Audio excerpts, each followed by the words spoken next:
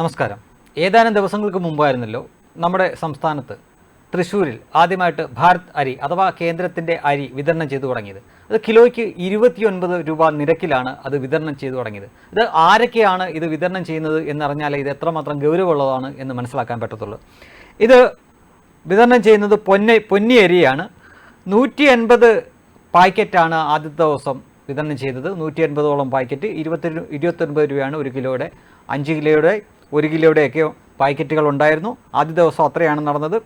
ഇത് നാഫെഡും പിന്നെ national cooperative consumers federation, കേന്ദ്രീയ ഫണ്ടാർ തുടങ്ങിയവർക്കാണ് ഇതിൻ്റെ വിതരണത്തിൻ്റെ ചുമതല. അതുകൊണ്ട് തന്നെ തീർച്ചയായിട്ടും രാജ്യം മുഴുവൻ ഇതിൻ്റെ വിതരണം ഉണ്ടാവും എന്ന കാര്യം ഉറപ്പാണ്. പക്ഷേ ഇവിടെ രാഷ്ട്രീയ പ്രതിയോഗികൾ ആരോപിക്കുന്ന പോലെ തൃശ്ശൂരിലേക്ക് മാത്രമല്ല ഈ അരി വിതരണം ചെയ്തിരിക്കുന്നത്. അടുത്ത ദിവസങ്ങളിൽ തന്നെ മറ്റുള്ള ജില്ലകളിലേക്കും ഈ അരി വിതരണം വ്യാപിക്കുന്നതാണ്. ഇന്നിപ്പോൾ ചാവക്കാട് മേഖലയിൽ ഈ അരി വിതരണം ഉണ്ടായിരുന്നു. അതിൻ്റെ ദൃശ്യങ്ങളാണ് നിങ്ങളിപ്പോൾ കണ്ടുകൊണ്ടിരിക്കുന്നത്. തീർച്ചയായിട്ടും രാഷ്ട്രീയക്കാരൊക്കെ നടത്തിയ, അതായത് എതിരാളികളായിട്ടുള്ള രാഷ്ട്രീയക്കാർ നടത്തിയ കുത്തിത്തിരിപ്പൊന്നും ഏശിയിട്ടില്ല എന്ന് ഈ ദൃശ്യങ്ങൾ കാണുമ്പോൾ മനസ്സിലാക്കാൻ പറ്റും. മാത്രമല്ല അവിടെ നിന്ന് വരുന്ന ചില ചിത്രങ്ങളുണ്ട്. ഒരുപക്ഷെ നോട്ട് നിരോധന കാലത്തൊക്കെ അവർ പ്രചരിപ്പിച്ച പോലുള്ള, അല്ലെങ്കിൽ വനിതാ മതിലും ഈ ഡിവൈഎഫ്ഐയുടെ ചങ്ങലയൊക്കെ അതുപോലുള്ള സമയത്ത് അവർ പ്രചരിപ്പിക്കുന്ന കണക്കുള്ള ദൃശ്യങ്ങളാണ് കാണുന്നത്. ഇത് ഈ ഭാരത് അരി വാങ്ങാൻ വേണ്ടി നിൽക്കുന്ന ആളുകളുടെ ക്യൂ ആണ്. തീർച്ചയായിട്ടും ഈ അരിക്ക് ആവശ്യക്കാർ ഓരോ ദിവസവും വർദ്ധിച്ചു വരുന്നു എന്നതാണ് ശ്രദ്ധിക്കേണ്ട കാര്യം. ആദ്യത്തെ ദിവസം തന്നെ ഇവിടെയുള്ള മുഖ്യധാരാ മാധ്യമങ്ങളെല്ലാം ഇത് വലിയ രീതിയിൽ വാർത്തയാക്കിയിരുന്നു. അതിനൊപ്പം തന്നെ വിവാദവും ഉണ്ടായിരുന്നു. VS സുനിൽകുമാർ എന്ന CPI നേതാവ്, അദ്ദേഹമാണ് തൃശ്ശൂരിൽ ഇടതുപക്ഷത്തിൻ്റെ സ്ഥാനാർത്ഥി എന്ന് പ്രതീക്ഷിക്കപ്പെടുന്നു. അദ്ദേഹം ഇപ്പോൾ തന്നെ അപകടം മനസ്സിലാക്കിയിട്ട് ഈ അരിക്കെതിരെ രാഷ്ട്രീയ ആരോപണമായിട്ട് വന്നിട്ടുണ്ട്. ഈ അരി മനുഷ്യൻ്റെ വിശപ്പിനുള്ളതല്ല, വോട്ടിനുള്ളതാണ് എന്നാണ് പറഞ്ഞിരിക്കുന്നത്. ഇതാണ് മനസ്സിലാക്കാൻ പറ്റാത്ത ഒരു കാര്യം. കാരണം ഇവർ തന്നെയാണ് നാഴികയ്ക്ക് 40 വട്ടം ഇവിടെ പ്രബുദ്ധ മലയാളിയാണ്, വിദ്യാസമ്പന്നനാണ്, അവരെ അങ്ങനെ ഇങ്ങനെയൊന്നും പറ്റിക്കാൻ പറ്റില്ല എന്ന് പറയുന്നത്. അതേ കൂട്ടർ തന്നെ പറയുന്നു അരി കൊടുക്കുന്നത് വിശപ്പിന് വേണ്ടിയിട്ടല്ല, വോട്ടിന് വേണ്ടിയിട്ടാണ്. ഇത് രണ്ടും തമ്മിൽ അങ്ങോട്ട് ചേരുന്നില്ല. അങ്ങനെയാണെങ്കിൽ കഴിഞ്ഞ കോവിഡ് ലോക്ക്ഡൗൺ കാലത്ത് അതേ സമയത്ത് തന്നെ ഇവിടെ തെരഞ്ഞെടുപ്പ് നടന്നിരുന്നു. നമുക്കറിയാം, കിറ്റ് കൊടുത്തിരുന്നു 3-4 മാസത്തോളം. അപ്പോൾ അതിനും ഇത് ബാധകമല്ലേ എന്ന് തിരിച്ചു ചോദിക്കാം. പക്ഷേ അത് പാടില്ല. കാരണം അവരിടുമ്പോൾ, ബെർമുടയും മറ്റുള്ളവർ ഇടുമ്പോൾ അത് വള്ളിക്കളസവുമാണല്ലോ, എപ്പോഴും അത് അങ്ങനെ തന്നെയാണല്ലോ.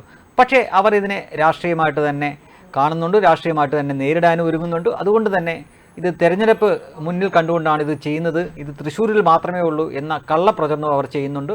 ഇപ്പോൾ കാണുന്ന ഒരു ദൃശ്യം നോക്കുക. അതിലെ സ്കൂട്ടറിൻ്റെ ഇരുചക്രത്തിൻ്റെ പിന്നിലെ നമ്പർ പ്ലേറ്റ് നോക്കിയാൽ നിങ്ങൾക്ക് മനസ്സിലാവും അത് ഉത്തർപ്രദേശിലുള്ള വണ്ടിയാണെന്ന്. അതിൽ യാത്ര ചെയ്യുന്നവരിൽ കാണുന്ന ആ പാക്കറ്റ് കണ്ടാൽ അറിയാം, അതിൽ നരേന്ദ്രമോദിയുടെ ഫോട്ടോയുണ്ട്. അവിടെയും ഈ അരി വിൽക്കുന്നുണ്ട് അല്ലെങ്കിൽ വിതരണം ചെയ്യുന്നുണ്ട് എന്ന് ഈ ചിത്രത്തിൽ നിന്ന് മനസ്സിലാക്കാൻ പറ്റും.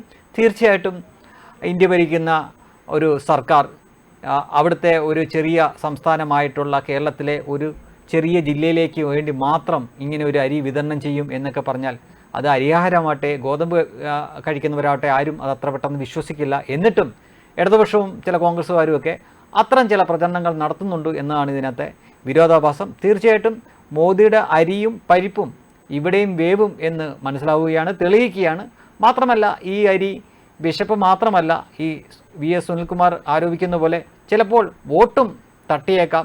ആ ഒരു ഭയം അവർക്കുള്ളതുകൊണ്ടാണ് ഇതിനെ എങ്ങനെയെങ്കിലും പ്രതിരോധിക്കാൻ വേണ്ടിയിട്ട് ഓരോ കള്ളക്കഥകളുമായി വരുന്നത്. പക്ഷേ ഇവിടെയുള്ള ജനങ്ങൾ ഈ അരിയെയും ഈ പരിപ്പിനെയുമൊക്കെ 2 കൈ നീട്ടി സ്വീകരിച്ചിരിക്കുകയാണ്. ഓരോ ദിവസവും ഇതിൻ്റെ സ്വീകാര്യത കൂടിക്കൂടി വരുന്നു. ഇപ്പോൾ തന്നെ നിലവിൽ തന്നെ ഈ ഭാരത് ഡാലാണ് ഇന്ത്യയിലെ ഏറ്റവും കൂടുതൽ ആവശ്യക്കാരുള്ള ഒരു പരിപ്പ് ഐറ്റമായി മാറിയിരിക്കുന്നത്. ഓരോ ദിവസവും ഇതിന് ആവശ്യക്കാർ കൂടി വരികയാണ്.